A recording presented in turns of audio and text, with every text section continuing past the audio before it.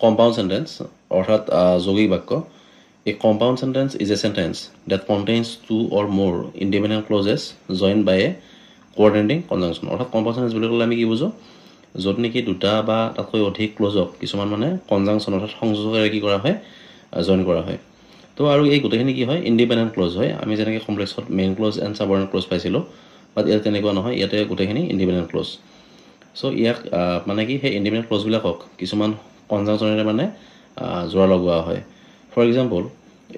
addition বুজা conjunction কি আছে এণ্ড আছে so' he was tired and fell asleep ইয়াতে এই দুটা ক্লজ আৰু এই দুটা clause he was tired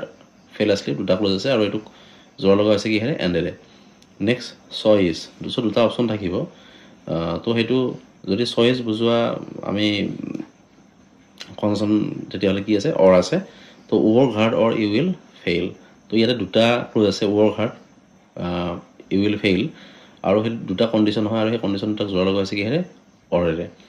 next contrast যদি দুটা বস্তু কম্পেয়াৰ কৰা যায় দুটা ক্লজ যদি আমি কম্পেয়াৰ কৰোঁ কিহেৰে বাটেৰে he is poor but he is happy তো ইয়াতে কিহেৰে মানে ইয়াতে যোগ কৰা হৈছে বাটেৰে ৰিজন তো ৰিজন আমি কিহেৰে কৰিম for I stayed home for I was tired so' এইটো ফৰৰে কি কৰা হৈছে দুটা ক্লজক মানে যোগ কৰা হৈছে ৰিজাল্ট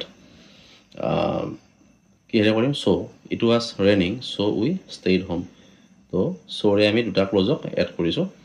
নেক্সট কোৰেলেটিভ কনজাংচন এতিয়া কোৰেলেটিভ কনজাংচন আছে কিছুমান সেইবিলাক কি হ'ল আইডাৰ অৰ নেডাৰ নৰ চ' ফাৰ্ষ্টটো আছে ইউ কেন ড্ৰিংক আইডাৰ টি অৰ কফি চ' ইয়াতে দুটা ক্লজ আছে দুটা ক্লজক অৰেৰে আইডাৰ আৰু অৰেৰে কি কৰা হৈছে যোগ কৰা হৈছে কোৰেলেটিভ কনজাংচন